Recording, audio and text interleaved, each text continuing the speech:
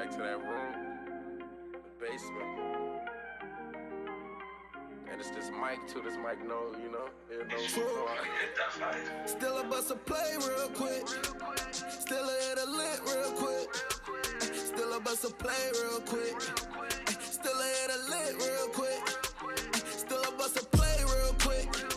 Still a hit a lit real quick. Still a bust a play real quick. Still hit a lit real quick. I took risks, crossed that line. State time, federal, did my time. Niggas ain't real, I heard that 100 of times. Niggas ain't real, I heard that 100 of times. Stood in the paint with these niggas. Stood in the paint with a nigga. I won't let a nigga hold my name.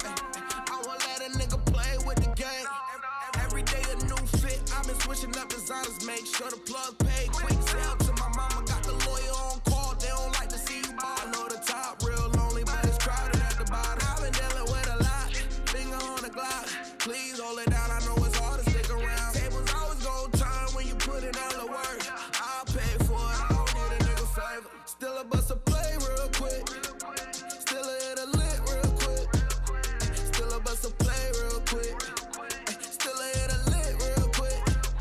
Still a bust a play real quick. Still a hit a lit real quick. Still a bust a play real quick. Still hit a lit real quick.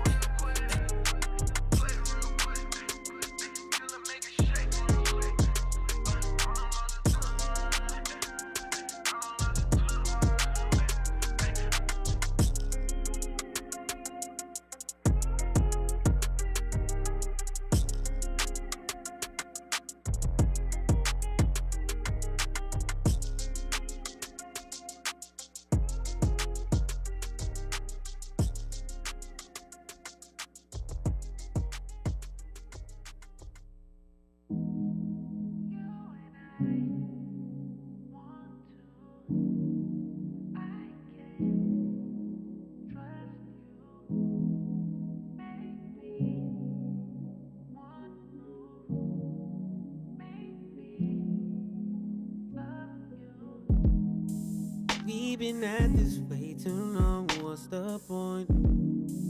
Fighting over who was wrong and who won, yeah.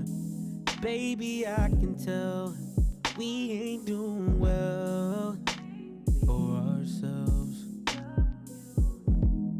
It's hard to even find the words that you wanna hear. You'd rather speak to everyone like I'm the one you fear.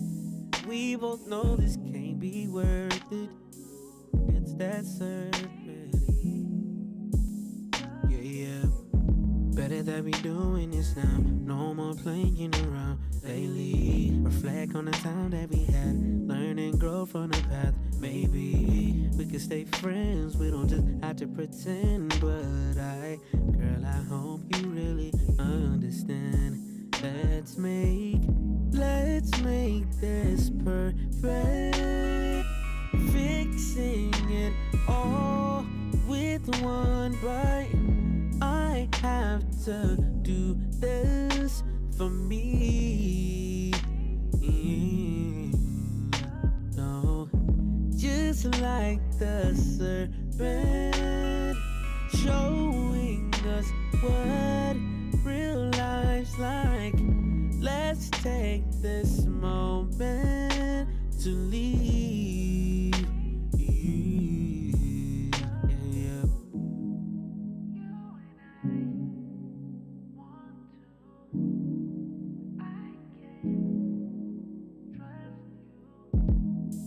We thought we were meant to be fantasies, holding on to memories of just you and me. Baby, I can see this ain't gonna be easy to set you free. And I know that we talked about fighting to the end. Maybe we should talk about just being your friend. It's better for us, hope you heard it. It's that serpent, no. Yeah, better that we doing this now. No more playing around lately. Reflect on the time that we had. Learn and grow from the bad. Maybe we can stay friends. We don't just have to pretend. I don't want to feel this way again. Let's make this perfect. Fixing it all with one bite. I have to do this for me, for me.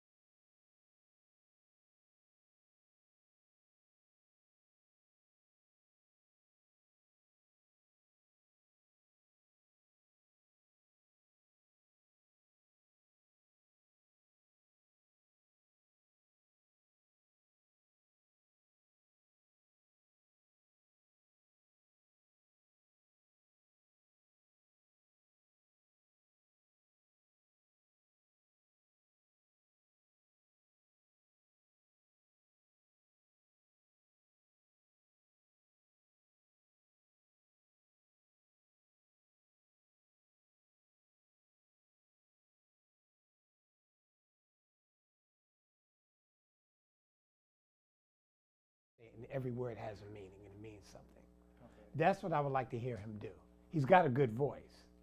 So make every word count. Here's something else I'm going to say, and I'm probably going to catch some flack for it. Fuck, shit, damn, pussy, dick, all that shit ain't happening. Create your vocabulary. Learn to say it another way. You're songwriters. Be creative.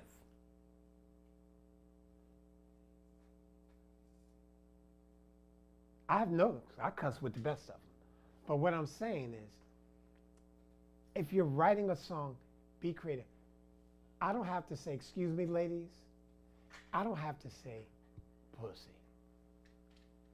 I could find another word to say it and do an entendre where people go, oh, now I know what he's talking about. Now you're being creative.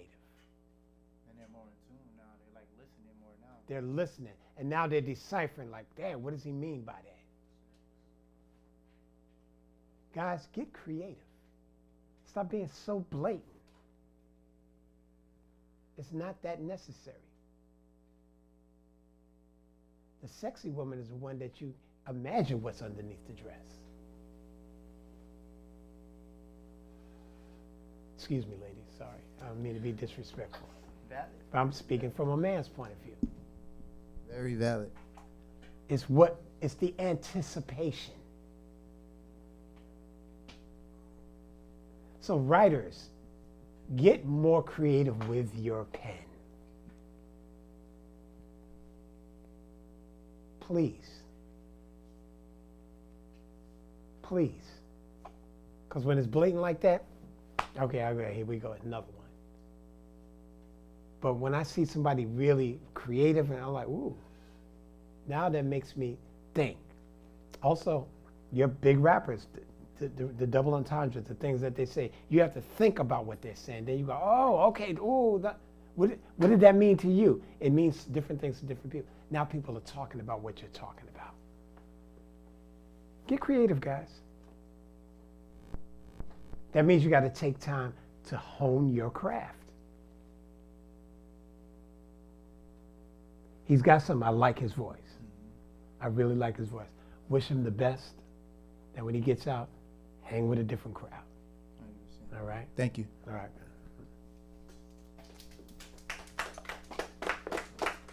And I know that's not what people wanted to hear. No. But I got it. My job is to keep it 100 with y'all. I want y'all to get better. I want you, because I hear that all the time. I'm sick of hearing it.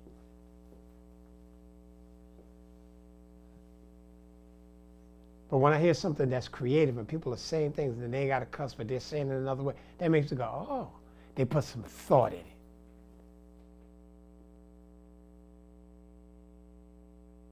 So take the time to put some thought in what you're writing. Don't just say anything. Okay? That's it. My spiel. All right. You know, we appreciate it, man. Words are always appreciated. Y'all give up another hand for Cut 2. I love his voice. I love his voice. I'm tripping, yeah. I love his voice. Yeah. I love his voice. Yeah, definitely. In the sense of like, I think more so even with like this newer generation. I think after Drake dropped that project that he called a playlist, that's when every artist started making music that just kind of, it's not supposed to stand out. It's supposed to just fit with all the music that it sound like. That sound like all the Detroit, Chicago music. It'll fit so well in the playlist, but to stand out, like you're saying, you do gotta do something different. Okay, so the question is, let's talk about it. I'm sorry. No, that's a good. That's a good conversation. Because a lot of artists do think they have to make the music to fit in with it. Why are you doing this? Love, passion. Yeah, okay, but why? I think for the most part, a lot of musicians. Get her a mic. Get her a mic. This is a conversation I like having. I like talking about this shit. Oh. Is it muted? Check. Yeah, so I feel like a lot of creatives, the reason why they get into it is the passion, is the love. I think that most of us in the room know that that's not enough, right? But I think the reason why people make art is because they love to make art, and that is an integral part of who they are as a person.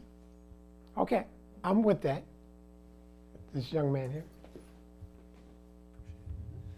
I think it's an exploration. I think for me, the reason to write a song is trying to find out something for myself. Like taking a concept and saying, what does this actually mean to me? And so when I'm writing, it's from a place of discovery. I'm using the lyrics, I'm using the beat, I'm trying to reach a place of deeper understanding from when I started. And so that's where for me, that's what I'm writing about, is something that I need to unpack or understand. That might be an emotional experience, that might be a philosophical idea. But that's for me what I would say motivates it. That'd be my answer. That's a great answer, yes. People online, this is important. This helps us all. I definitely want to piggyback to what he was saying, because like for me, I don't really talk and express myself, so I feel like the paper and the pencil is like really like my therapy for real. And I can also see that for a lot of other people, as far as like them trying to figure out like who they are in a sense, because like when you start to express yourself and put that out there, then you're like generating that type of energy that you didn't even know that you had for real. So I think it is kind of like a form of expression, but also figuring out like who you are type. Okay. I agree with all of that. All of that is very valid. And it is a personal expression. I did a song for myself called No Need to Complain. When I wrote that song, I was at probably the lowest point in my life. I was on the floor crying. And that song just poured out of me. When people hear it, they cry, because what comes from the heart touches the heart. I was vulnerable to say that, to talk about that. But I had to get it out. And I'm seeing it touch hundreds of thousands of people that send me messages saying, thank you for that song. Because I wanted to commit suicide. I wanted to do this. But I heard that song, and it gave me hope to keep trying. So everything is true. When I say why most people let's be honest, most people get into this because they want to blow up. And if that's what your dream is, nothing wrong with that. I'm not here to shit on that. But if you want your craft to get better, then you got to keep working at your craft. If you're a rapper, you listen to the best cats. You listen to all kinds of music. Because your flow might be influenced by hearing somebody sing opera. Then you come up with a whole different thing. That's for somebody out there. I haven't heard it yet. So what happens is, most artists, and if we're honest with each other, we want to fit in the box. Everybody's doing this, so I got to go along. Let me follow the line. Let me follow the road. But as opposed to going, what's over there? And you might be out there by yourself. But you get out there and go, oh, this is nice. Let me talk about this. Now, people may think you're crazy. Until one or two people follow you down the road and they go, oh, you created a new trend. Most of you are afraid. Let's be honest. Most of you want to stay in the box because that's where you're accepted. I want to follow the sheep. I'm not with the sheep. If everybody's doing that, I'm going, I don't want to do that. I'm going to go over here. It may be a longer road, but it's my road. So what I'm saying to everybody, find your road. Find your road. The car has its own road.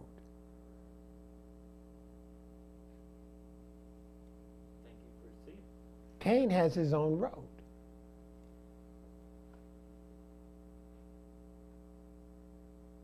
Steen has his own road. And they're consistent about who they are. They understand who they are. It ain't popular. It ain't the hot thing, but it catches trends, and people go, damn, that shit is dope. Why? Because it's different. Yes. I guess I don't really know how to phrase this question because I'm guessing everybody has that different thing about them. But what would you say towards the people to like who they really haven't found that one thing that makes them different necessarily? Keep exploring. It's a constant exploration. Can I speak on this? Yes, too? please. So I got this. So okay, because that's why I brought up what I said about like artists kind of thinking they have to fit in. Like in this new independent age, this is all very like new. So like in the sense of trying to find that thing, you are gonna go through the phases of trying to sound like all the people you like. And I think that's why Keith is saying like, at least if you're gonna listen to people, listen to the best. Listen to other styles of music, because then when you're doing the experiments, and my best friend, he grew up loving Currency. All his first, just like Currency, dropping 15 albums a year. His first 13 mixtapes all sounded just like Currency. But the stuff he's been dropping these last couple, like maybe 3 to 4 years, he's finally finding his voice that, it's inspired. I started trying to sound like Wayne. Everybody wanted to sound like somebody they like, so it's not wrong, but as you said, just keep doing it, because you're gonna keep trying. I mean, this guy sounded like Mac Miller to me, just vocal wise, but don't rap like him at all.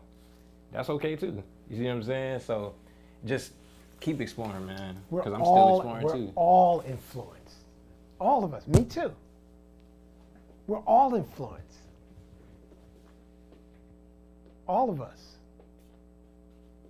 But my thing is okay, they're already doing that. Why do I want to do another version of that? I can be influenced by it. So let me take the influence of it, let me learn it, let me take it apart and go, oh, so I may swing the drums like that, but I'm gonna add and do my own thing. Let me add some chords to this. I got a song, Reclaim the Throne. I was influenced by trap music. But I said, what's my version of trap? Let me do R&B trap with chord changes and stuff like that. And people went, oh, that's some other shit. Yeah, I was influenced by it, but I've twisted it. I turned it upside down. I took it apart. And I did something else with it. What would it feel like to put harmonies and chord changes around this kind of beat? It's like constantly building technique. Yeah. So I'm influenced too, just like you guys. I'm not talking to you, I'm talking to me too. I'm always exploring. I don't just listen to R&B, I listen to classical music, I listen to jazz, I listen to country music, I listen to all kinds of stuff. And I get influenced by all of it. It's all 12 notes. So what I'm saying to all the creators now, dig deeper. Dig deeper. Explore. You may not like it, guarantee you're not going to like it right away because it's different. But then guess what? In that difference and you're meandering, you find your voice. And when you find your voice, you go, this is who I am. And it don't sound, I'm influenced by it, but some people, once you get your voice, they won't even hear the influence because now you're rolling down your own road. And then other people start sounding like you. So that's all I'm saying. When I talk about the language, I cuss with the best of them. But I also realize that if I say the F word, is there another way to say that? What word can I use to say that? Let me open my thesaurus. Let me get my rhyming dictionary. Let me do some work.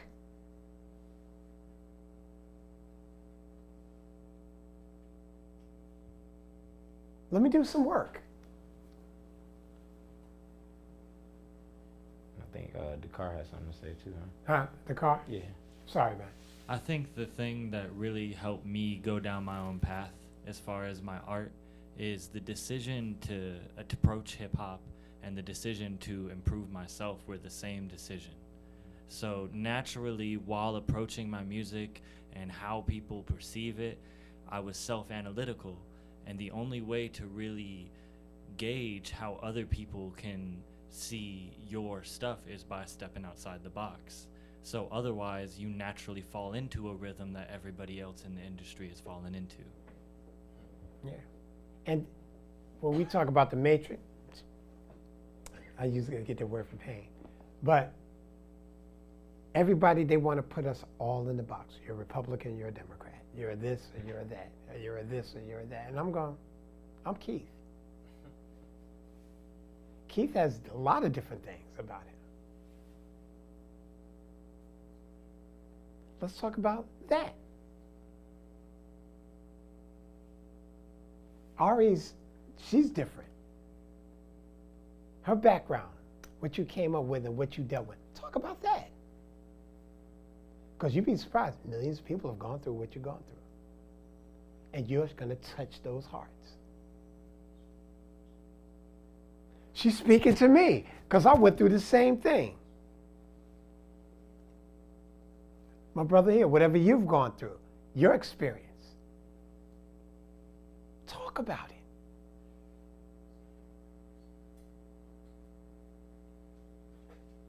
But be real about it. Don't just do it because, oh, this is going to be hot. They're going to really love. Nah, man. Share your heart. Expose yourself. That's what creatives do. If I'm writing a song and it don't make me cry, it ain't it. It's got to move me first. It's got to make me cry. It's got to make me feel something. And I guarantee you, others will follow. Okay, I haven't talked enough, but I had to get that out. I wanted y'all to hear that. Explore more. So you don't do 20 beats a day, you may do one. Do one great one. Instead of trying to write 20 songs a week, write one great one a week. Take your time and come back. Okay, I did it. Let's come back to that song. Take it apart. Most of you don't do that. I can hear it.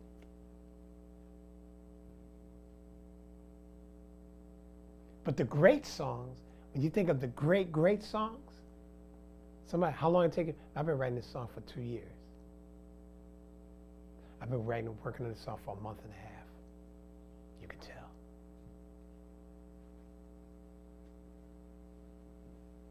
So what I'm saying to everybody here tonight and everybody online that's watching, don't be afraid if you only came up with one beat a week, make it one great beat. If you wrote one great song, make it a great one. It's not how fast you do it. And sometimes you're inspired, it comes. But most of the time, it's inspired, and then you come back the next day and you listen to it, put a real keen ear on it. Yeah, it could be better. Is that melody really right? One more thing I'll say before I move on. I became better songwriter. I was a good songwriter when I started writing with Babyface, Kenny Edmonds. I learned something. Because I would do a melody and oh, melody's great. All right, cool, let's move on. When I started writing with him, we do a melody, he'd go, okay, yeah, that really sounds good. So I'm ready to move on. He'd go, but now, wait a minute. Let's play around with the melody some more. We got that. Let's explore. Now, at first, that was unusual to me. I was like, that sounds great. We may come back to that, but we might find something even better. And 9 times out of 10, we did. To this day, that is how I write. So if you want to write with me, I'm not going to sit there and we're not going to finish the song in one day. I guarantee you that. Know that walking in with me. We're not going to finish the song in one day. I don't do that. We're going to take it apart. And we're going to explore it the fuck out of it. Yes, I said fuck. Right? We're going to explore it. And we may come back to this. Okay, you know what? This is great. I do that all the time. And I have layers of just ideas. And then I go, does that melody stick? You know it when you get the chills. And you go, okay, this is it. Work for that. Work to get that. And there's more things to talk about. The shooting guns, getting women, screwing men, there's more to talk about. And I sound like I'm preaching. I am. I want us to get better. That's right. I want us to be better. I'm tired of hearing it. There's so much more to talk about. Roe v. Wade, there's a lot of shit to talk about.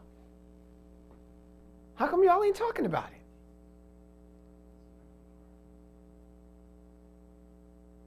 I'm planting the seed, everybody. I'm planting the seeds to you online. Get better.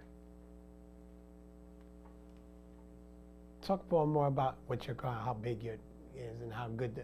I'm tired of hearing it. I really am.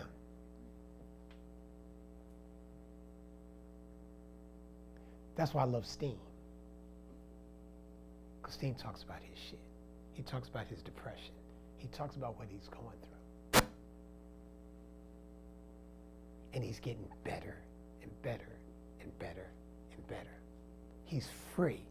Get free, everybody. Okay, I'm finished talking. Hey, let's get some. Can we get some snaps? No, we gotta get some snaps with that. That was like I had to get it off. That was fireplace talk, man.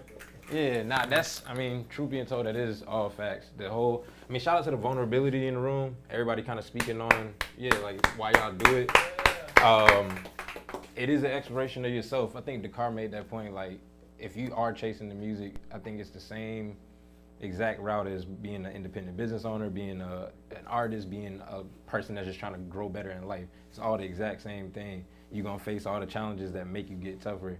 So that challenge, like I'm hearing it, like, yo, let's. All of you in this Sam room. puts out prompts for all of you in this songs, room so, are very talented. Yeah. All of you are talented. I'm honored to be here. But I'm the kind of guy, I'm the daddy that's gonna keep pushing you. Yeah, that's good. You can do better.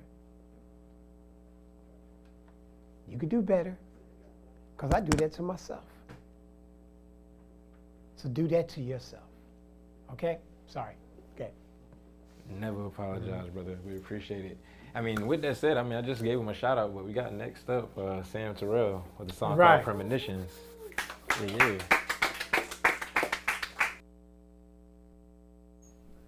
Hello, everybody. Somebody's taller than me. This is actually a song I wrote, I want to say 2016, so it's pretty old, but I'm thinking about it for an intro to a concept album. So it's kind of short. The end I'm thinking about cutting, but I was hoping to get feedback on it. And so. Guess what? He said 2016 like that's a problem. No, it ain't. Has anybody heard it? A couple, but it hasn't been out like that. It's new to me. For sure. I've got songs that I've written 10 years ago, and they're just coming out. So don't worry about how old it is. It's new to us. For sure. Okay. Cool. Here we go. No cadence, the way he will respect. And this is Premonitions.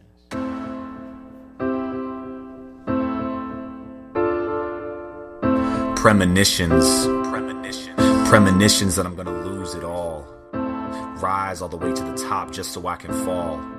Allowing this fear to dictate my decisions. I'm living in a moment where I'm wishing this was different. Questioning whether or not we really have limits. When I look into my future, should I trust these premonitions? Just listen to my soul. But I'm lost in all these external goals. See, I'm starting to make it, but I'm losing my patience. I hear we only have one shot and I just don't want to waste it. But I'm tired of waiting. So I'm taking shortcuts, cutting right through reality. Incision from my soul, my goals create the duality. No more 20/20 vision, I'm tired of seeing double. Close my eyes, look around, I'm standing in a bubble. Visions out of fear, premonitions out of love. I just hope I can see the difference as I start to rise above, because I see two futures. One where I rise, one where I fall. Step back and realize I'm controlling it all. I'm controlling it all. Step back and realize I'm controlling it all. I'm controlling it all. Step back and realize I'm controlling it all. I'm controlling it all. Step back and realize I'm controlling it all. That's what I'm talking about. Appreciate it. That's what I'm talking about. Damn. I All right, appreciate I'm it. sorry. Just pass the mic around. Oh. All right, do we have anybody in the crowd that would like to share some feedback? All right.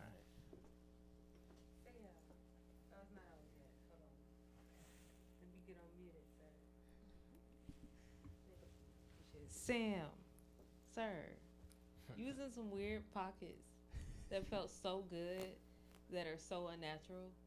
I've never heard people kind of take the flow like that from the beginning. It was just places I didn't expect to hear you. You were there, and it was great. I liked it. I appreciate it.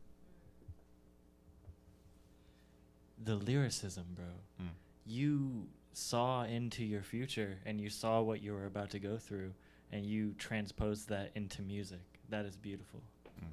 Thank you. Yeah, I was just telling Dakar before that I wrote that song. I said 2016, and that basically predicted what happened to me in 2020, because I did lose so much at that time. I have a couple businesses, and there was a complete collapse in 2020, and so it's like hearing that back after the fact, I was like, wow, that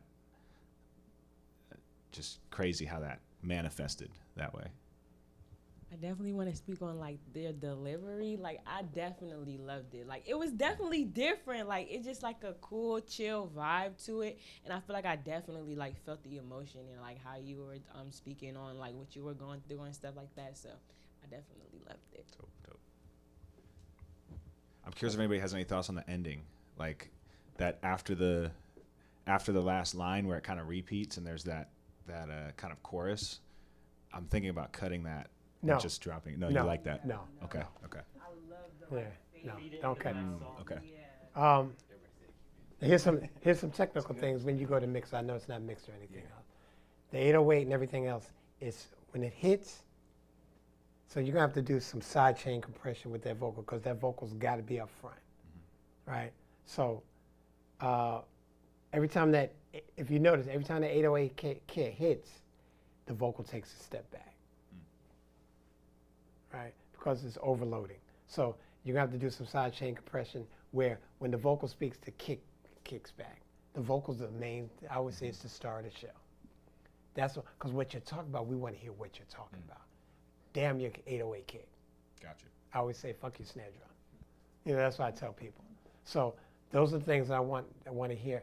Those things, music things, when you start really getting a better mixer, you got something there. I appreciate it. If it don't kill you, it makes you stronger. For sure. If I told you my story, you would go, how are you sitting there? But it made me better. I'm a better man for what I went through. And it fed my music. I had something to talk about besides sex, drugs, and rock and roll. Cool. Thank All you right? guys. Great job. Man, hold up, man. I got some feedback too. Oh, Yo, okay. cause look, so okay, yeah, get back in the seat, man. So look, so Sam made me watch. I haven't finished it yet, but Hamilton. Oh yeah. So normally, Sam has performed at Hippie Hideout a few times over the last 2 years, probably like 4 or 5 times now. And that's the first song that I've heard that has like that kind of structure that doesn't sound like the theatrical. So his normal music to me sounds like theatrical. It sounds like he's supposed to be on the stage performing it. Like, for real. Like it's a totally different vibe. But I think that somehow kind of even manifested into like that kind of beat pattern. Like it's that's more hip hop than the stuff that I've heard from you before, but it still has that theatrical vibe. That's really cool to me, bro. Cause I've heard you play it. I don't think I've actually heard it like vibrantly like that. So yeah, that's a lot. Appreciate it. It's a great job, love it. Yeah, I appreciate it. Yeah, one more time. Oh, and give them your Instagram. Oh, yeah. And also speak on DU. Right. Sam Terrell, Instagram, SamTarell for anybody online as well. And then Divergent U, we're partnered with WTF. Brandon and I have been working together for a while. Divergent U is a leadership academy. We basically help people start businesses around their passions. I've been doing it for about 2 years now. I mentioned I have a couple businesses. My first was a basketball company called Hoop Brothers. We help high school basketball players get scholarships for college. So filming and producing videos for players. We're now a national brand. We've worked with about 8,000 student athletes to help them recruit for college. And in growing my own business, I learned a lot along the way, and I have a team that manages Hoop Brothers. So Divergent U has been my ambition to help others who have a passion, something that they're interested in, to build a business around that passion. Payne's gone through the class. We've had a few other people in part of WTF that have gone through it. We've had about 50 graduates in the last 2 years. So we have a network right now that is basically weekly events where we meet, we do business development and things like that. So if anybody's interested in that, you can follow Divergent U. It's Divergent_University on Instagram.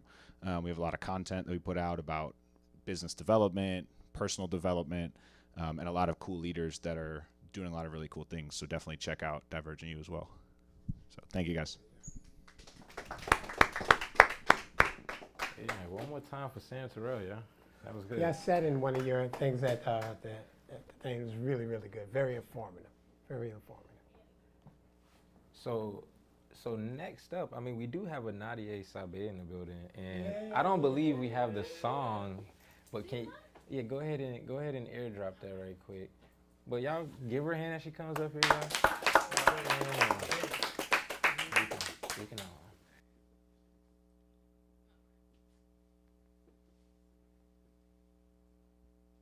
Guys, if you have any questions, I don't know when Payne, but anything about the business, anything, the philosophy of music, or anything like that, ask it. Because that's how we learn and grow. Okay?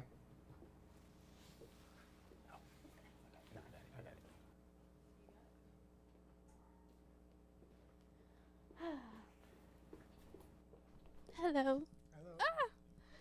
It's very good to see all the familiar faces. I love everybody in this room. So, yeah.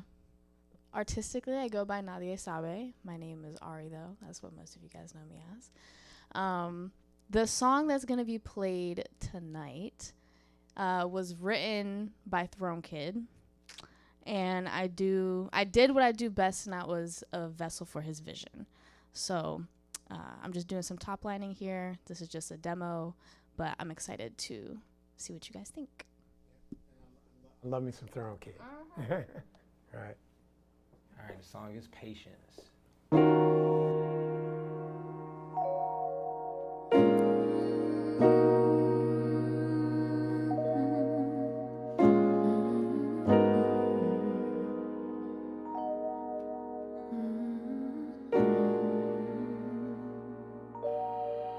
Patiently waiting for your arrival. Won't you come over? I put it down. Patiently waiting on your arrival. Won't you come over?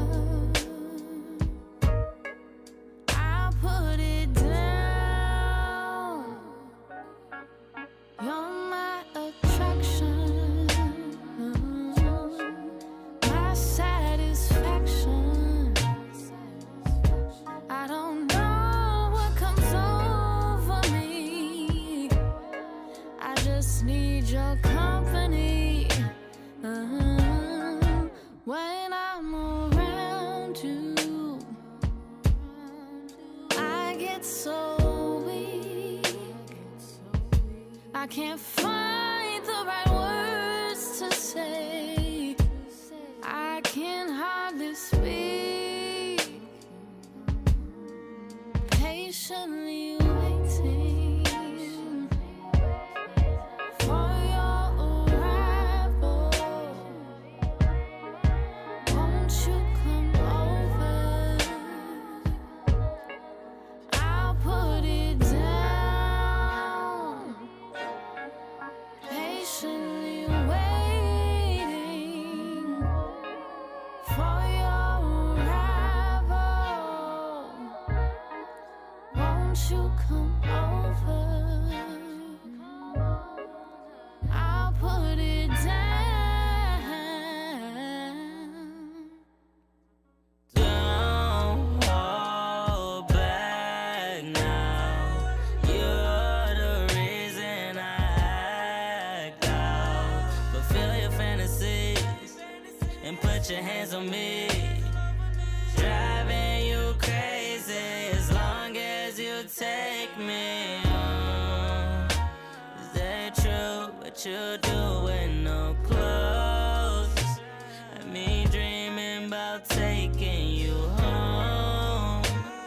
I'm on my way over to swim inside your oceans. Baby, leave it open. For your arrival, won't you come over? I'll put it down.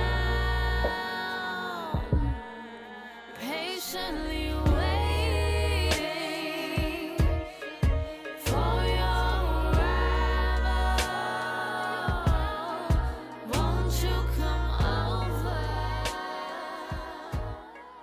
I'll put it down.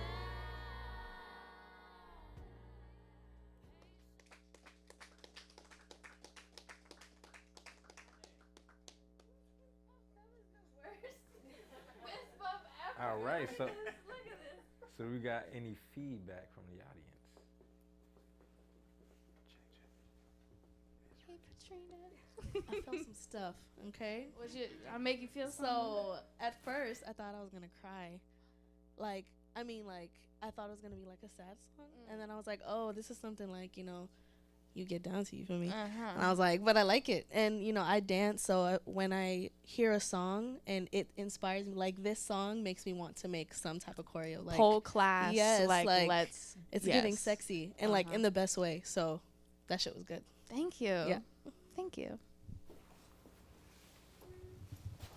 Next. Thank you.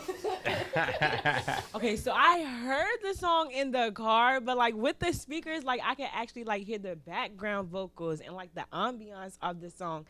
I love it. I love it. You did what you needed to do, and I feel like even with Throne Kid, like I didn't even know you guys like how y'all would sound together. So like hearing both of y'all, it was so solid. I'm just, so proud. So proud.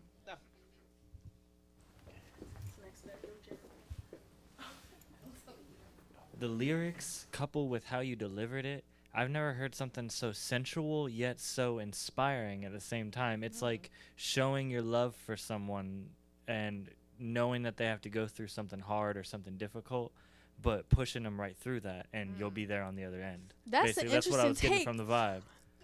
It was giving come over now.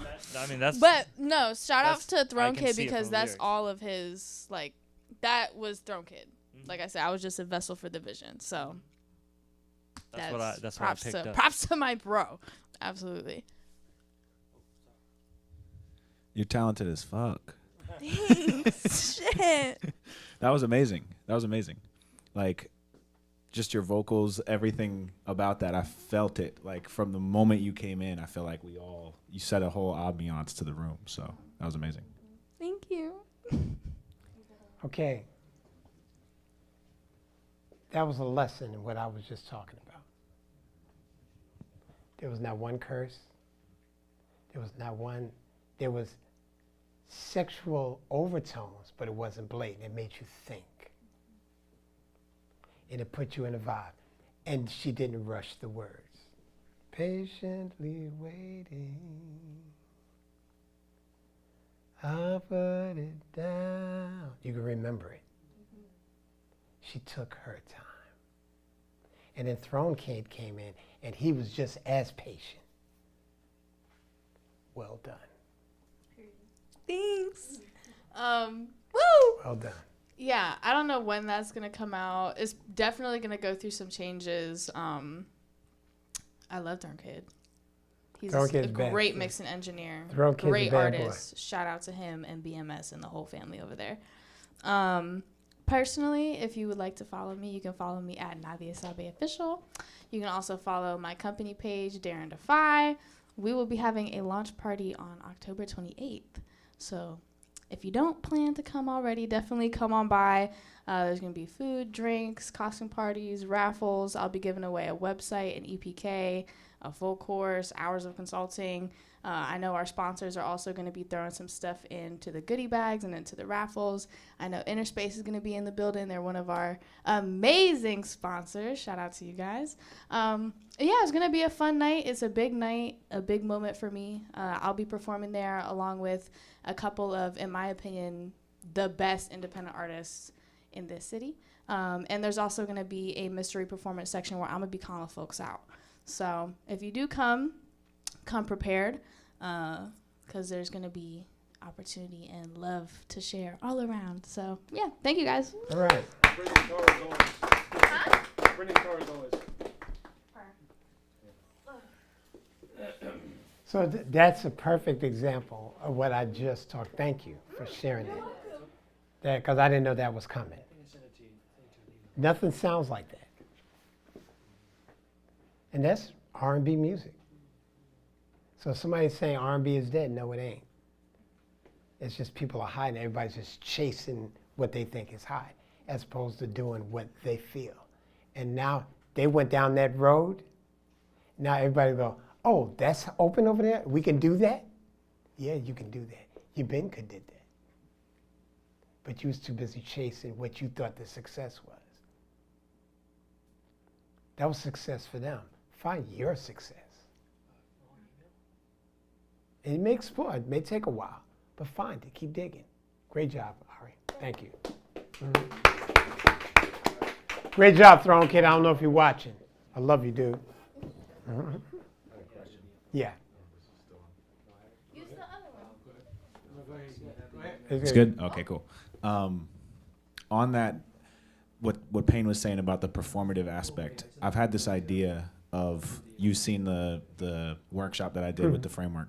I thought about doing an event that was almost like a concert combined with a conference. That would be dope. I would love to talk to you more about that and get your perspective on how to do that. That would be dope.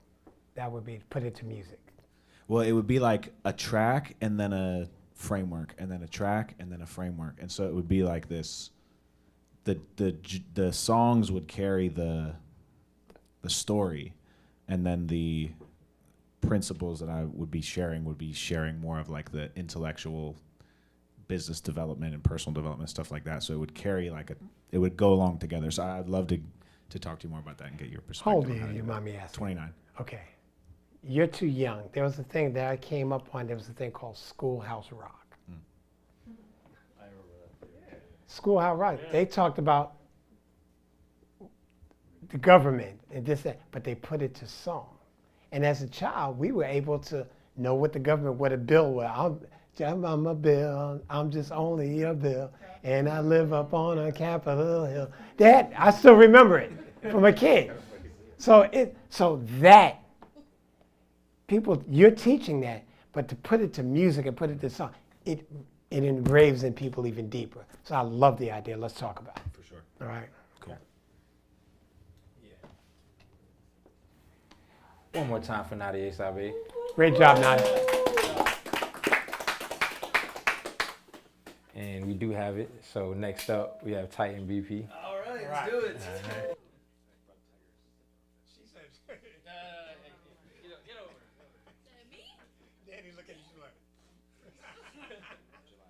I'm with you, Dan. Yeah, roll goofballs here.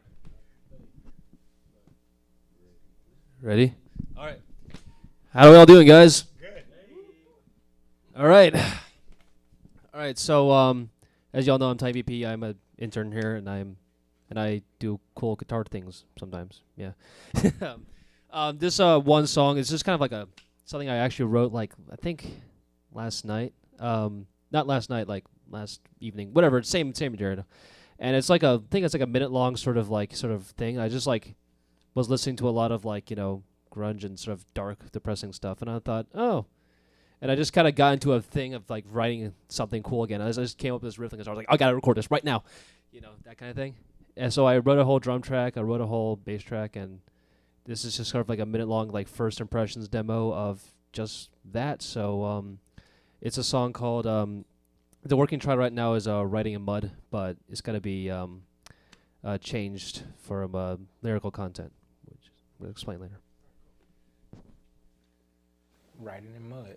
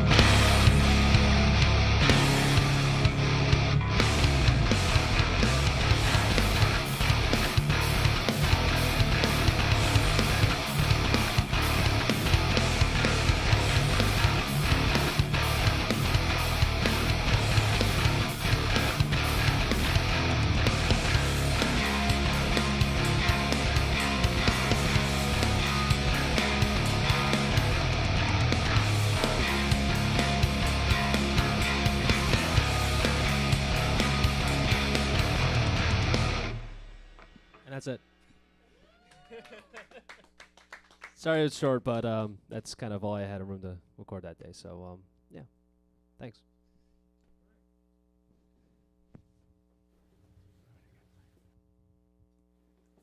Hello. So you had me, bro, because I thought you were gonna be on some new metal shit with the intro. I was like, oh my god, yes, and then and I was like, okay. But I enjoyed all of it. Like, something that I really like about you is that you know how to keep people engaged, regardless of how you do it. But overall, I really enjoyed it, and I appreciated the fact that, like, you kept me on my toes with that. I really want to hear you do new metal, though, so that we can do something together with that. And I'm going to keep the doom metal idea, because I'm going to have a breakdown at the end. So that's something I'm going to keep in my head. Definitely. I have one criticism and one thing that I absolutely loved about it. So when the drums first come in heavy, they're outweighing the guitar a little bit, and I'd like to hear that like shine through a little bit more, because that chugging and everything keeps the momentum of it going. But your little melodies in the background almost gave me like a System of a Down vibe at the end, and it really like tied the whole piece together. I really like that track. How would you feel about like incorporating other instruments? I love strings. I'm always trying to throw strings on a song, but I kind of like low key like heard some strings in the back to like, I don't know, just give some different variations to it. How would you feel? Like orchestral strings? Yeah. Oh yeah, that's definitely something I could. Especially during that one part where I do that weird chord, I could definitely have some dissonant stuff going on with strings. I do have stuff to do that, so I'm definitely gonna keep that in mind. KK. Thank you. Do you have any more from the audience? All right, back at you, Key. Okay. Okay. I'm with Ari. The way you started it, I was like, oh, he's going somewhere different. Then you went back to what it is that you normally do. I would say stay on that path. How you started it with those open tones of guitars. Yep. And create something around that. Okay. Yeah, I feel like that one part in the beginning was like cool. Because that was like a breath of fresh air. Yeah, and I can slow it down quite a bit and do something cool with that. That's definitely that. I'm gonna go home now and do that. Yeah, and so guess what? Then you can incorporate. Then those strings really mean something over that kind of texture, as opposed to the. So if you're doing strings over the rock thing, it's got to be it's got to be that. Where if you're doing it over the other thing, it could be more melodic. it gives you a whole, and it gives you a different color.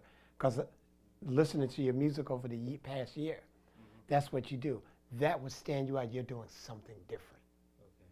And I want to take you and start pushing you in another direction. Of course. All right? Yeah. To do something different, to add colors to you. That's definitely going to be something cool. I can definitely just I slow it down for a less song and just. But the way it started, I was like, oh, it perked my ears up. And and then it went back to that. I said, okay, it went back to what you normally do. Okay. But I want to see you go do what it is that you don't get uncomfortable. Okay. Definitely. Get uncomfortable. Don't go to the usual. Yeah. Okay. I can definitely go that kind of dark place, especially because the lyrical content I'm actually writing for it is very dark and personal. So I'm gonna.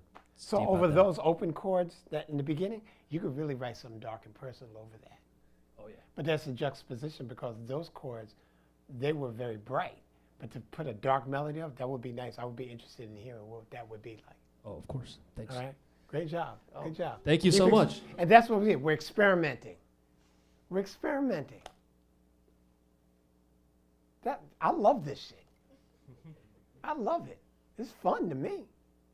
Because that's what we do. Nothing else better than life, you know? Yeah, man. Music. I'm all about the music, man. 12 notes. I'm with it. All right. Yeah, go ahead, tell you now if you want to let them know where to follow you. Yeah, you can follow me on Instagram at TitanBB_official. I also have a YouTube page and all that kind of jazz. 2 other things. Number one, I actually just got signed to do a show like literally today at the Haven Lounge on October 13th. So I better see you all get out there and cause hype and stuff like that. Yeah, ticket links are in the bio and all that kind of jazz. Also I'm selling CDs, so cool. All right. If you want one, just come out to me. And in case y'all didn't remember, we did say we're gonna go into a Q&A. Okay. We did say we're gonna go into a Q&A, and that's something I want to discuss for sure. The fact that the physical packaging of our music again, because that's a lost art, but yeah, it's something that's important. But we are gonna go into our last submission of the night, and it is myself. The song is called Good Vibes Only. Good Vibes Only? Good Vibes Only. On the tip of the rope.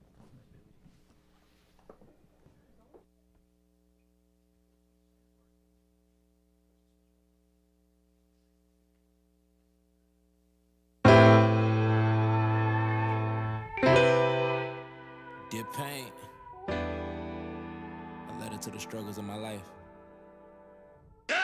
Dear pain, I never told you deserving the praise. All them challenges turn to scribbling words on the page. I'm a writer at heart, but a scholar at brain. I went to college on scholarship for my high school grades. I know my mama would have been so proud. She would have been so loud.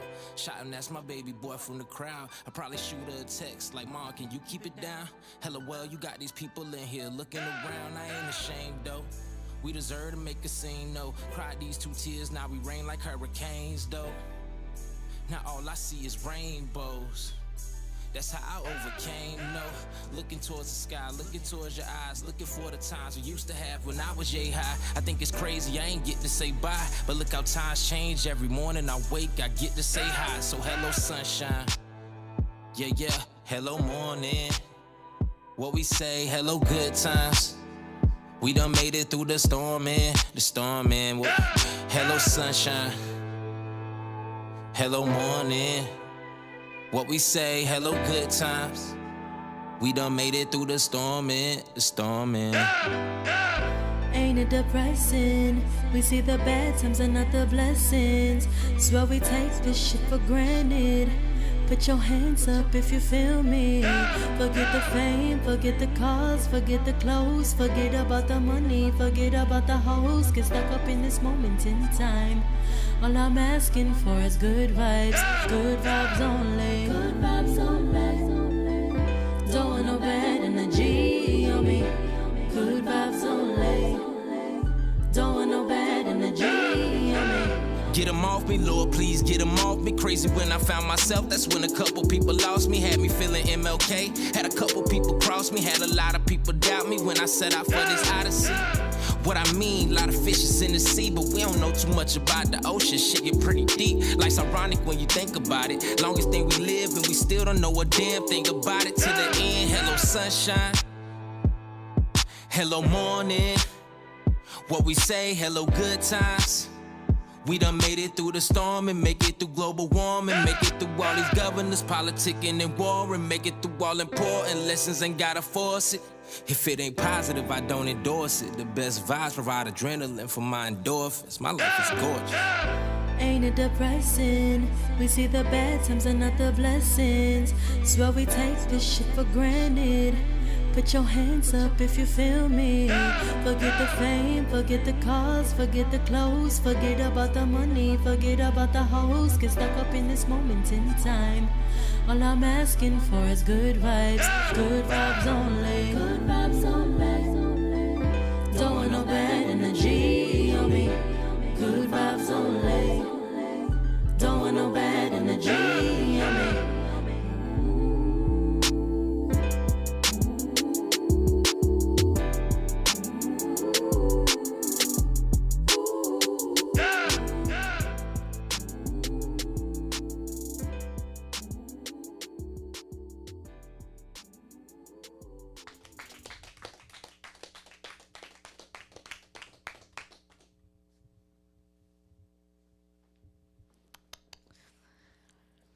My consulting hat is coming on. When you release that, please do not waste the potential of that song. Put some fucking money behind that in terms of advertising and marketing. I know y'all use social media. There's been like a meme going around, or not a meme, a tweet going around about how people wish that they would have R&B singers on the hooks of rap music today and go back to that era. And you guys executed that really well. The part that always sticks out to me about that song is the chorus. That man, a hit, truly. So please do not waste the potential of that. Do what you need to do full-fledged when you release that, because that could be the one. Like, if it gets into the right hands, if it hits that one little algorithm, yeah, because you cater to so many different audiences with it. So yeah, just please don't waste the potential.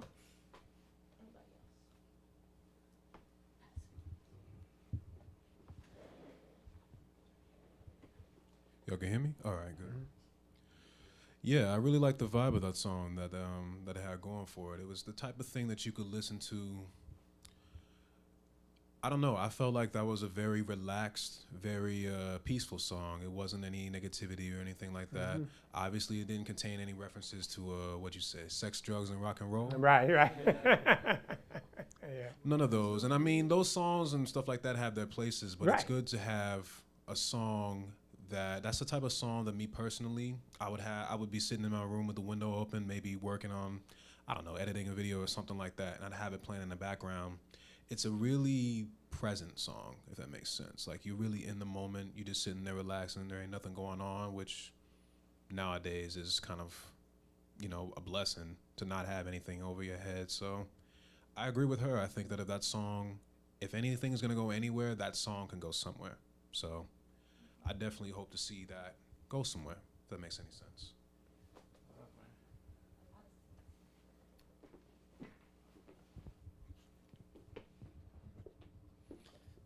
Yeah. Strength. I felt from the very first lines, like I could feel the strength it took to write. And I believed you. It was like good vibes only, and like you were pushing through the bullshit, so to speak. And it was like, we're going to be okay. And like hearing the song, I feel like I believed you. It was like, oh, we're going to be good. And the strength to be able to say that and have that believed is hard. And so I feel like that was my biggest feeling from it, was just like I felt your strength on the whole track. So that's what I took away from it.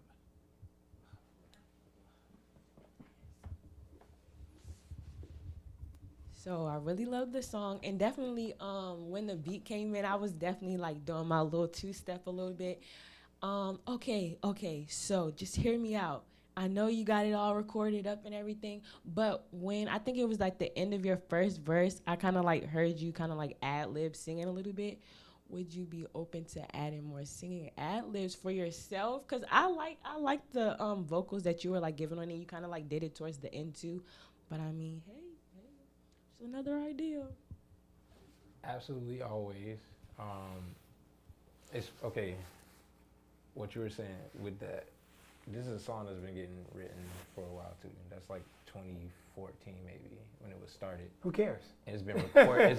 it's been recorded like multiple times. The first time it doesn't sound strong, and that's why. And it took me years to go back and re-record it with that tone. So it's dope that you kind of like peep that. Yes, absolutely. I always want more singing vocals. Credit to what you're saying too, Ari. Like the R&B mix of like 2001 to 2004. Ja Rule, he got killed for it, but that's like that was the vibe, and it's still those songs still hit today. So yes, and that was a vulnerable song. I ain't gonna front, like I got tearing up a little bit because like that song, like it was like the pain that was like in the moment. This is what I'm feeling. I gotta reflect. I'm graduating college. My mom's not here to like actually see it, but like I did it, and still having to be like, nah, we still okay. We still okay. So, yeah, man. Love. Okay. I want to reference what this brother said back there. It was great reference. The sex, drugs, and rock roll, it has its place. I'm not putting it down. I want to hear something else. That's really what I was saying to you guys. Okay, I'm tired of hearing that. We got that. What about this? What he did. What she came with. That's what I'm talking about. What you did. That's what I'm talking about. So the room, we got it. So we got it. When she comes in, the good vibes zone. I want to hear the drums to come in. That locks it in. Good vibes zone, because that makes you feel good. You want the drums to groove yeah, in there? Yeah. I got you. When that chorus comes in. Yeah. Right there. I think it's great. I love it. She's dope. Whoever she is. Yeah, she's dope. Ayana Nash is one of the first artists out here that like, yeah, exactly. Yeah, that's like the first artist to WTF ever. She was, like I said, 17. I don't know if I told you the story, man. Real quick, open mic downtown. She's 17 years old, coming from Kissimmee or something. Got a drum pad. She's performing while making the beat, like on some Kanye level concert, Coachella shit at an open mic. Yeah, who are you? What's up? Like, what is this? And hell of a producer, hell of a singer. She's still doing her thing. She's now like, I think she finally dropped like her real like debut single over the last like year. So, yeah, man. And yeah, she was around for some of the actual like struggles too. So, yeah, man, it's a lot of emotions wrapped up in that song. Also, when you're mixing it, be careful of the sibilance. Make sure you de-ess and those things like that. Pay attention to all those details. All right? But them drums in that chorus, good vibes on, that just locks it in even more. Put them in there, man. Because you put them in there sparingly in places, and I was like, why'd you take them out? Put them back in, you know. Okay. All right. I love this song. And Ari's right. Put some money behind that, because you got a hit. You got one. Taking notes. All right, I mean, with that said, it's a little awkward for me, but if y'all want to go ahead and jump into the question and answer, we can go ahead and close it like that. All right, okay. Yeah. Anybody have any questions? Do you see the value in distributing your music physically in 2022? What do you mean physically? CDs, any form of, any form of it's coming back, but those are for, I see that more for people that are geeks that really love that kind of stuff. Most people, cars don't even come with CD players anymore. So they've moved on. But if that's what you like, there's nothing wrong with that. I don't have a need for it, even though I got thousands of CDs, you know. But there are collectors out there that love that. In Japan, they're still using CDs. There's still Tower Records still open in Japan and thriving. in Shibuya. That's what I wanted to ask about. What about the rest of the world? Like, you think Japan, cars still have CD players and stuff too? Yeah, Japan does. Korea, South Korea does. Huh. Yeah.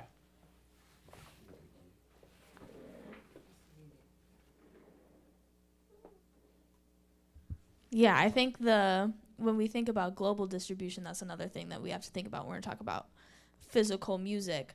But when thinking about merchandise and the physical products, the truth is that if the person is an actual fan, is a true fanatic, there are people who spend hundreds and thousands of dollars on shit that they don't need, that they're not going to use, just because someone that they idolize, they love, that they have this connection to has their name on it, and it's a direct support to them.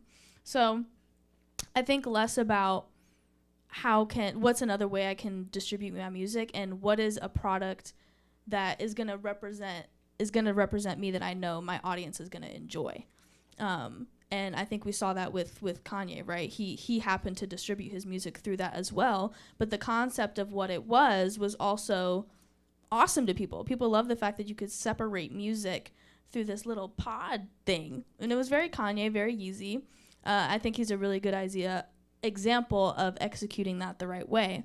But yeah, like I said, thinking globally when it comes to the distribution of your music, but also just getting creative when it comes to merchandising and what you can physically give your audience in general. Yeah. Okay, here's a rebuttal today. Okay. It costs a lot of money. So, for somebody like Kanye can get away with it. Kanye got billions of people that'll do it. You can't get away with that yet. Because not unless your pockets are deep. And then you got breakage, you got all kinds of things that can happen with records and in CDs. You got to keep that in mind. Can you afford to take that loss? You know what sounds like the middle ground between both? Because this is oh shit, this is it. It's the youth and this is it. All right, so look, I think the middle ground is merch. Not using CD specifically as this is the way as Ari said, it's not distributing my music, but it's a collector's item. It's a I only got 100 of these. If you love it, grab it. I think Nipsey did something similar with the 100. That makes sense. That makes sense. So I mean, my thing, I'm not disagreeing with what she's saying. Yeah. There are people that love vinyl. There are people that love CDs. I wish they would make more CD players. I got these CDs. I got no way to play them. Right. Yeah. Right. So I wish somebody would make it. But it's a new world. But there are people. There are niche audiences that want that stuff. My thing is to you, is can you afford it? Right. Yeah. Is it a good business model for you? Does it work for you? Right. Now you blow up and become Pain, yeah, okay, then you can afford to do that. But there's loss that you take with that because you're shipping things break, all that stuff like that. You got to deal with all of that stuff. Mm-hmm. And I lived it. And I came up in that era. And that's why I'm gonna shout out Titan. Titan is doing it the way I believe it should be done, in that limited amount and only at the live shows that you are, no shipping. The idea of if you come to my show and want to leave with something. But here's the problem with that. Like she talked about, there are people in Japan that love that. They're not coming from Japan to come to your show. So you got to ship it. Mm-hmm. Somebody in Istanbul wants the CD. They want the you got to ship it. Now if it breaks, who pays for that? Those are the things you got. I'm not saying it's impossible. Mm-hmm. You have to think about it. That's sensible. And do you have the money to deal with that? So that's what I'm talking about. I agree. I like I said, I wish they had made CD players again. I'd buy them.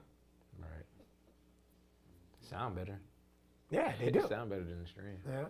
And your artwork, you could see. People buy the artwork. They like the artwork and stuff like that. I like that. Yeah. Okay.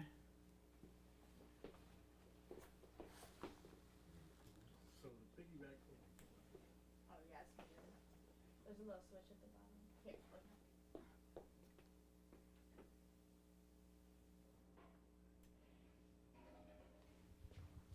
So to piggyback off that, like, wouldn't you be able to like say, like your brand is like your business, so you have it as like an LLC?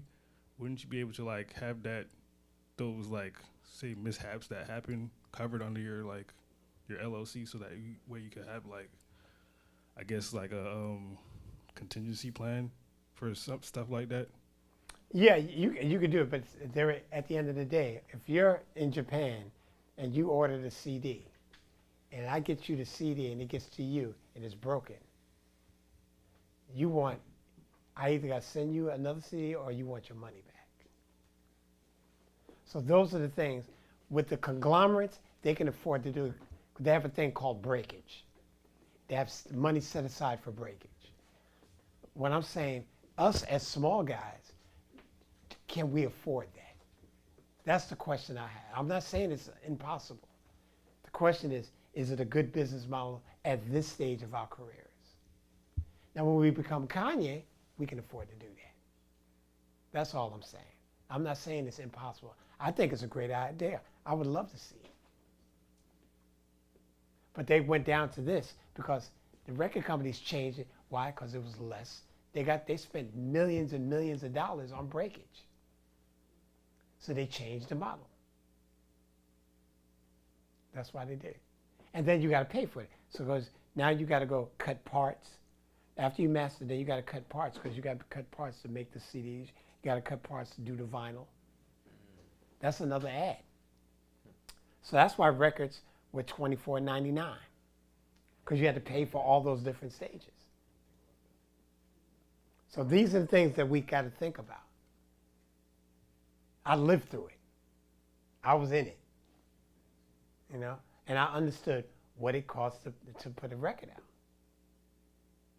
Did they get it? Somebody could tell you that I didn't receive it. How do you know they didn't receive it? Are you going to deal with the postage on that kind of? It's a lot to think about. So it's a business thing that you got to think about. As a businessman, you got to think about those things. Yeah, Does it make sense? It's like adding a whole shipping department to the Right. business. So yeah, it can be covered, but it is just a whole nother business. Yeah. Technically. That's why we're in these phones. They lost billions of dollars doing it that way. Billions they lost. Yeah, it's a lot of money. So I'm for it. I like it. You know, but okay. And any other questions?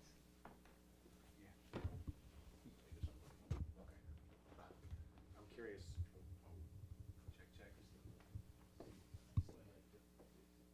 I'm curious your thoughts on NFTs and how that could disrupt the distribution for music, and where you feel like we're at in that process from your perspective. From our perspective, we're a ways away from that. At least 5 to 6 years away from that, because they're still figuring it out. Right. They don't know what that is yet. You know, so it may happen, it may not happen. So I'm not thinking about that yet. Sure. Yeah. So. Makes sense. Yeah. Cool. Appreciate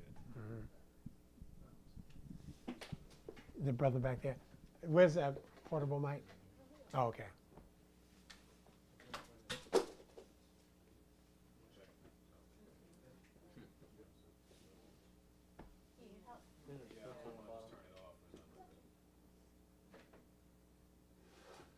He's on the other mic, guys. Check. Yeah, there we go. There we go. So you had touched on the future a little bit when you mentioned NFTs. Well, speaking of the future, where do you expect things to go from here, like the industry, for example? You said that when you was coming up, and you know, you said in the 2000s and stuff like that, so I get it. Hell, I was little, but I remember those days, those CDs and stuff like that with the artwork on them and stuff like that. I loved it. Putting them into, you know, either listening to them in your car or something like that, or, you know, playing them on the little radios and things of that nature, and hoping to God that you didn't scratch it accidentally when you take it out. Yeah, I remember those days, but now we got phones and streaming and stuff like that. Well, now where do you expect things to go in the future in regards to music? Maybe how we distribute it. Where do you see that going? Honestly, okay, I'm going to put my space cadet hat on.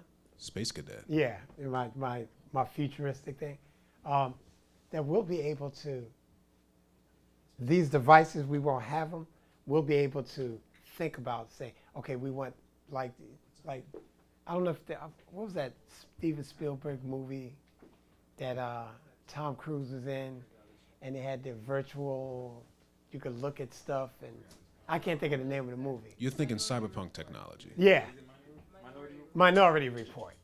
So you'll be able to look to say, okay, we're selling, Ari has a new record coming out. You can just look at the thing and say you want to buy it. Da, da, da, da, da, da. You'll be able to download it. I see that coming. I see that coming. There's a guy in Japan that I'm working with. In Japan, they have QR codes. He's making a thing, he's going to do it with my next record. Create QR codes on shirts. So people could be able to walk up to the QR code, click, and get the song. Yeah. At my current job, we do stuff like that. Yeah. I freelance with a sports company, and what we do to get people who are interested in knowing where the streams are and stuff like that, they gave me a lanyard that has my information on it. And on the back of the lanyard, there's a QR code, and it's as simple as scanning it, and then boom, you're on the website, you have access to the streams and stuff like that, and you can watch whatever you want. Right. So your dude in Japan is already way ahead of the game there. So we're already starting. He's making up T-shirts, so you'll be able to walk around, Keith Andy, something like click, do, and get the song. Yeah. That was my question. Anybody? That's a great question.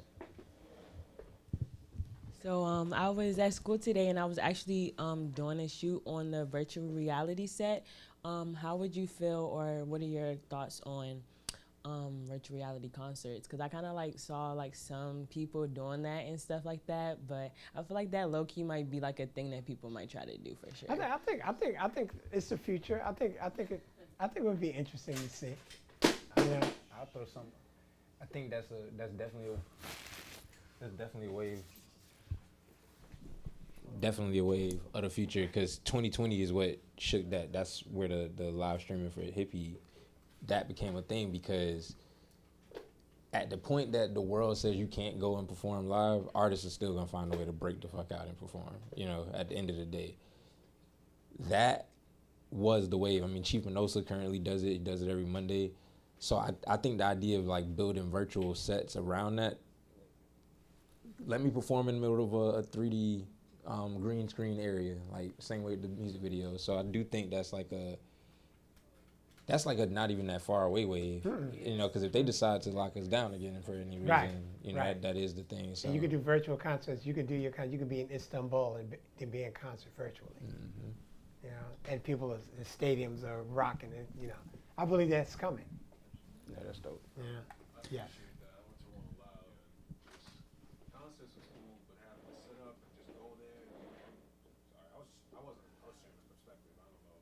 No, we want to hear it. We want to film it. Yeah, yeah. Okay. I just sort of started blurring it out. He's like, now I got to figure this out. Mute's probably on. And it's for the people that are online too. There we go. Yeah. So this past summer, we a couple of us went to Rolling Loud, and haven't had that experience and stuff like that. Look, it was cool and all, but Jesus. 3 days of concerts, just parties, a whole bunch of people. Like, parking was terrible. I had to pay $70 one day just to park in a that's crazy. Lot, stuff like that. Then I had to walk a mile to get to the venue. I had to dodge. Mind you, I'm in Miami, so I had to deal with the heat. I had to dodge all them different people who were partying. Let's just say not everybody holds their liquor very well. Right. As you're walking to the venue, so. Wasn't fun. Wasn't fun. There was a lot to see. Yeah. Is what I'm trying to say. So if you're telling me that you can have a virtual concert, well, I ain't got to deal all that and not pay $70 just to park in the back of a dingy parking lot, then yeah. You're open to it.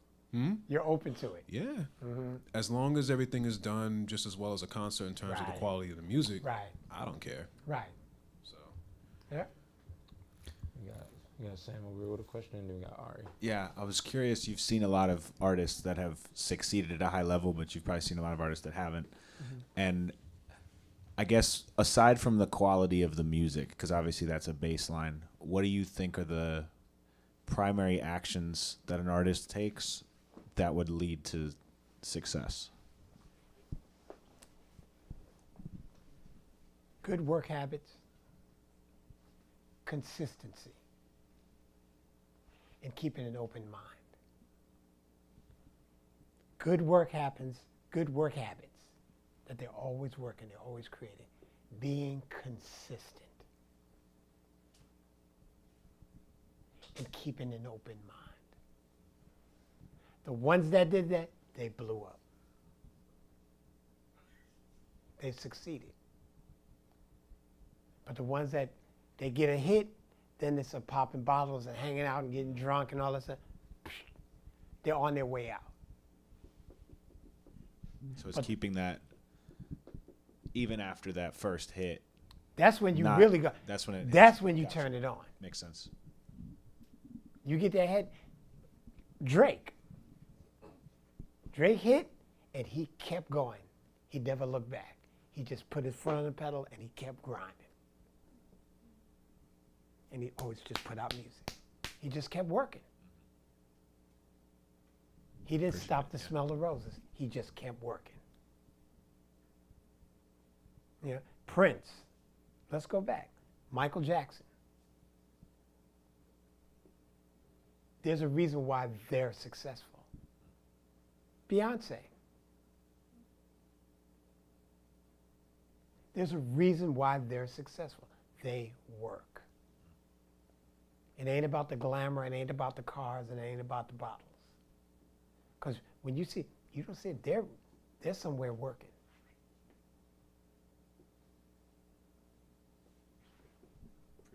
So that's what it takes. You gotta work. You gotta work. I remember working with my run of #1 records. I had an In Vogue record, it went straight to #1, and people came and said, "Oh man, your record's #1." I didn't even care. Okay, that's done. I already did that. I'm on to the next thing. It's a job. It's a job we love, but it's a job. Finish that record, okay, I'm on to the next one. All right, I already did that. What's next? Jimmy Jam, Terry Lewis said, Clarence Avant says, get out of LA and go back to Minneapolis, because you're going to have an accident looking at the Hollywood sign, which means you're so busy looking at the stars and everything else. Put your head down and get to work. And that's with really anything that we do. Enjoy it? Great. Oh, great song. Oh, man, thank you very much. Okay, I'm getting back to the studio. I got to go back to work. If you stay in that mindset, you'll be successful. Because you're not worried about the outside. But a lot of people are into it for the fame. And that's why I asked the question earlier. What do you want? What do you want out of this? Because if you want the fame, okay, you're going to have some fun, and then you're going to be forgotten about. But if you want to make this a career, I made this my career. I fed my kids on it. I lived my life on this. So this was my job. I took it serious. And it wasn't about the fame. I didn't care about that. I wanted to make good music. And it wasn't about having the name. It was the people that was in the ivory towers that goes, if you want your record, give it to Keith, he'll fix it. I was able to just keep making a living, doing it. It was my job. So I approached it as a job. And if you approach it as a job, you'll be successful. Okay.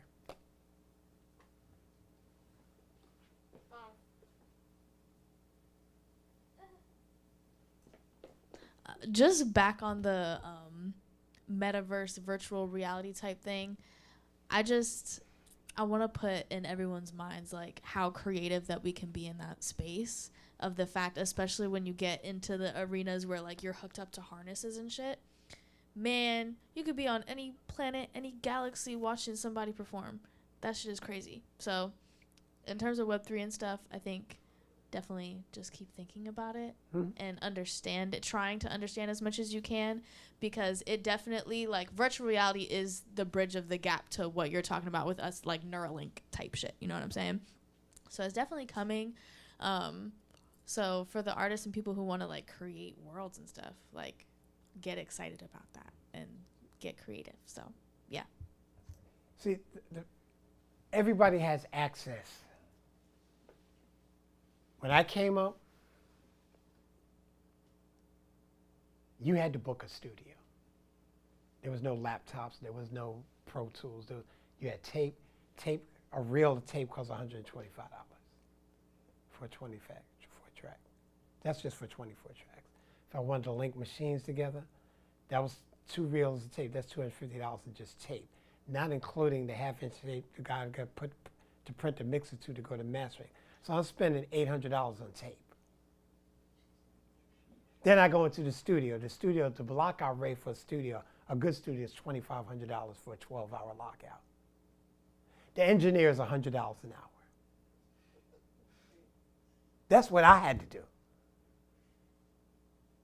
So if you getting in the room, your shit better be good.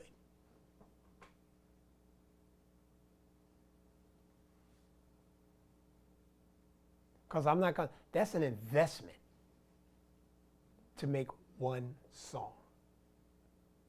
And to make one song, it'll cost me $25,000, $30,000 to make one. And I haven't even put it out yet. That's just making it. Then I got to pay a mix engineer his $2,500 and book that room for $5,000 a day. That's what it costs. So guess what? The barriers were, because they wanted good people in there. If I'm going to make that kind of investment, you better be good. We don't have that. The bar is low. You can buy a laptop or sit in your bedroom and just bang out stuff.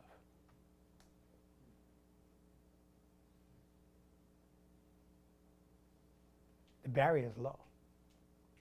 The ones that rise above it are the ones that take the time to really perfect their craft. They're not in it for the money. Because if I did this for the money, I would have did something else. Because I was broke a long time. But people thought I was crazy. But I did what I loved. And it eventually paid off.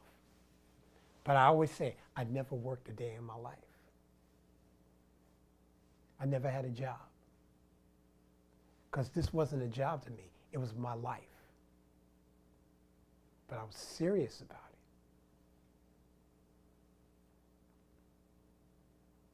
To build my studio, 48-track studio back in the day, and to build it out, I spent $40,000. I spent $10,000 on just wiring. That's what I came from. I look at it now, you guys got it made. But the value of the music has gone down because the barrier of entry is easy. Well, I just slap something together and get it out there. Where you guys got to take the time to really create and make something really good that's going to stand up. And I'm not shitting on you. That's not. I'm not doing that at all, because there's a lot of good music out there. But I want y'all to realize where we came from and what we had to do to make it. It wasn't cheap and it was not easy. And we talked about how to ship the records and the breakage and this, that, and the other. You had to go to the record store and buy the records. It was a whole different way of doing it. But it was an event. So when you talk about CDs, this brother talked about CDs. I grew up with albums. So you open up the album and you got the artwork and you're looking at the credits and you're seeing, it was an event. It's like going to the movies. Put the album on and you read who played guitar on this and who mixed that and who did that. You was able to see all that stuff.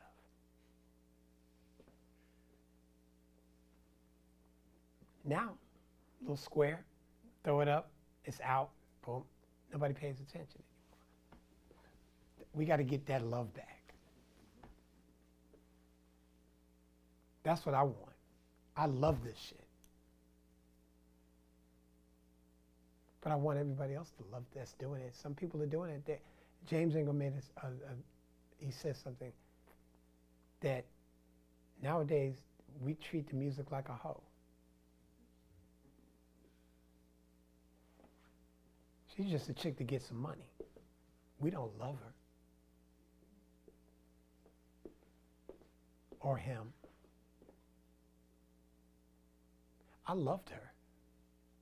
That was my girl. I loved my girl. And I poured into her.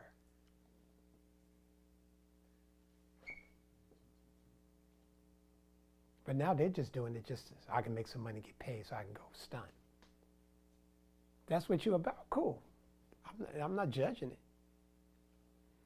But I want the people that are in this room, they love this shit. That's why you're here.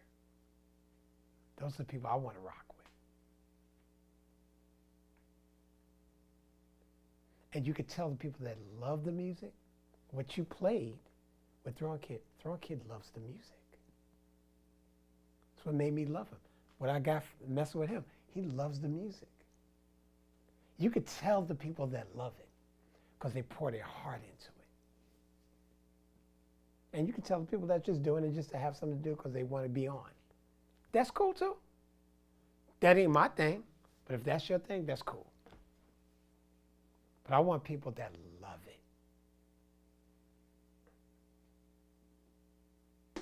Ladies, you want a man that romances you, tells you he loves you, he cares for you.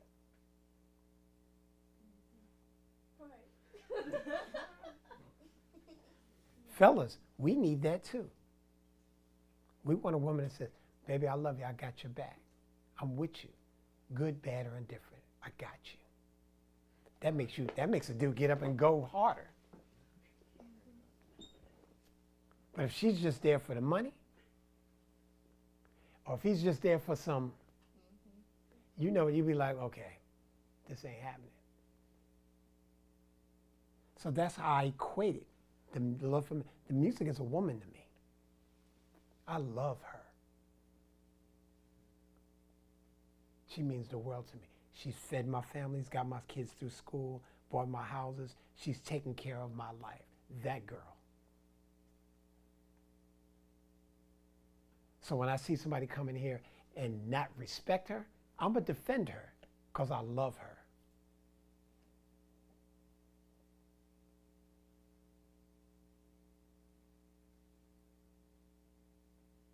That's what it means to me. If it's got to mean that to you, if that's what you say you want to do it for a living. If you talk to film people, they love film.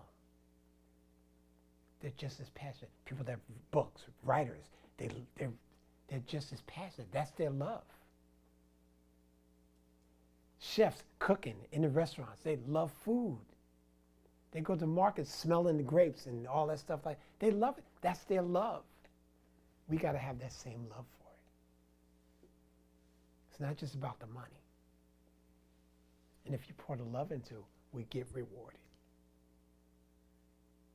But we got to love it. And that's the thing that I want to really preach to you guys. Love it. And if you love it, you work on it. You do film. You love film. Look at all these cameras around here. This is an investment he's made. So he don't watch a movie like me and you watch a movie. He watches it with a different eye. Because I have a son that does film. And the shit that he sees, I go, I didn't see that. See how they color that light, how I'm like, no. But he notices it. I'm sure he does. Because he loves it. That's his woman. Excuse me, Danny. Yeah. So I wanted to paint that picture for you guys, how important it is for the music. When we got into music, it wasn't about the money. Yeah, we knew we could make some money, but we loved that shit.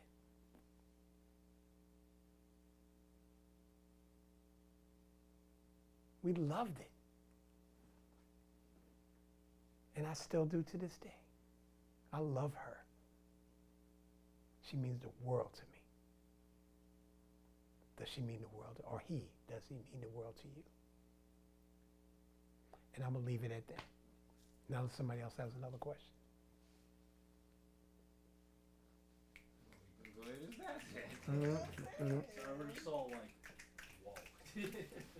He definitely mapped it out. How many of you have heard a song that it just made you cry? All of us in this room, even the hard rock guys. You mean Titan? Huh? Yeah, Titan. Well, absolutely. Yeah, you heard a song and it just made you cry. That's powerful. That you could do something to make somebody move and cry. The biggest reward, people come up to me, man, you wrote that song. My children were born to that song. I was part of people's lives.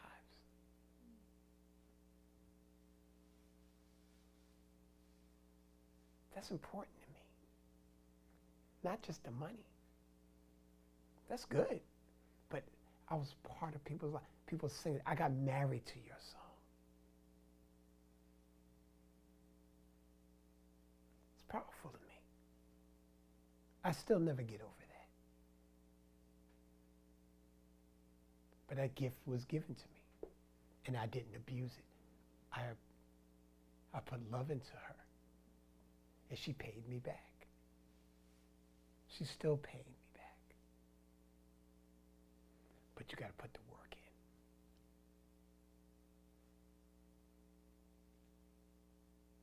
You got to put the work in. You got to take it seriously.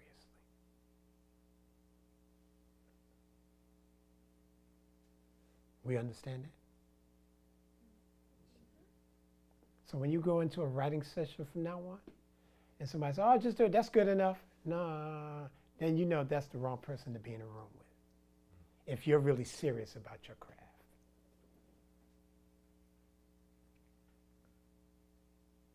That's good enough. Nah, I'm good. I'm gonna be honest, I don't write with everybody. Not that I think I'm better. I need to know that you're serious about this. Because writing is personal.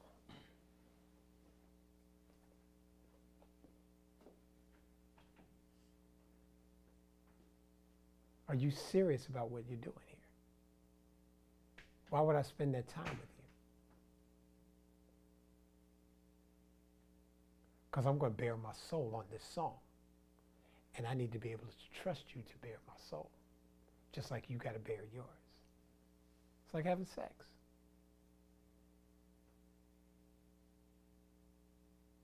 You can have sex with a prostitute. It's one thing, but when you have sex with somebody you love, it's another thing. It elevates you. So the music should elevate us. When I finish a song, if I'm writing with him, I finish the song, and after it's over, it's like, man, damn. But we're working on the song. Okay, we got it going. Let's come back tomorrow. And we may take a week on that one song. I ain't got no problem with that.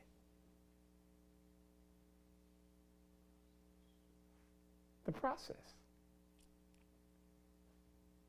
So there's levels to this. And I'm sorry if I'm running my mouth a lot, but I'm passionate. As you can see, I'm passionate about this. I love this. Has been my life. Only thing I've ever done. I don't know nothing else. I'd be a greeter at Walmart if I had to go do something else. This is all I know how to do.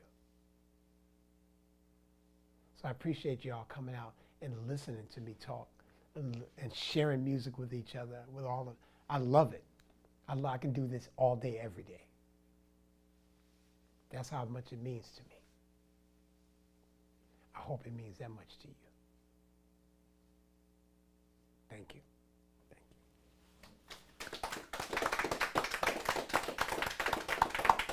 Well, I appreciate you. All right. Definitely to another excellent night. Thank you guys here, Genuine Thanks, Creative, guys. for running the stream. Yeah, brother. On the camera, yeah, okay, you want something? Oh, yeah, give some love, give some. Danny in the back, Key, everybody, man. Nah, this is, as y'all know, like, it's all about just trying to become better, not just artists, but human beings, and all these keys you can apply to just your life. If you love it, go at it, like your life depends on it, so. Always appreciating it. If you want to run this back, it's on the live stream. I'm looking at it like, yo, this is definitely just education. So any artist that you know that needs to hear this stuff, make sure they go back and watch it.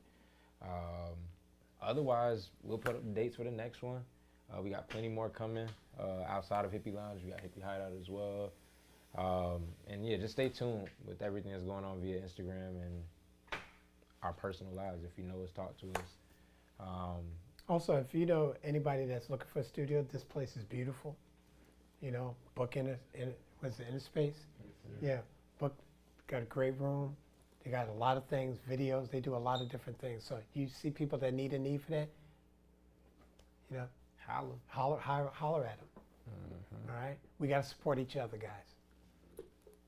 We got to support each other. This should be an infrastructure. That if I need something, I can call Ari. Okay, you need somebody comes to me. I needed something. Call her. You need something. Call Payne. Call them. That's what this is all about. That we big up each other. We pass it on. We help each other out, and not passing it on. Well, you owe me. Nah, this is for you. Go do your thing. It's building. That's building. We're a community. Let's be a community, guys. Let's take care of each other. Okay? All right, cool. With that said, we're going to go ahead and close out the night, man. So one more time for y'all. We're going to run this playlist as we get out of here.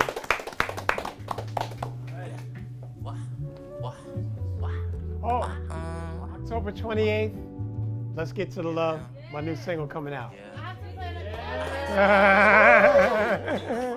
Yeah. We go together like we Siamese, both higher beings. I appreciate your drive like we sightseeing. Retrofitted to do the right thing. Find us one from Dionysus, I see. The bigger picture, I just had to switch the lighting. Found someone just like me when the world said it's unlikely.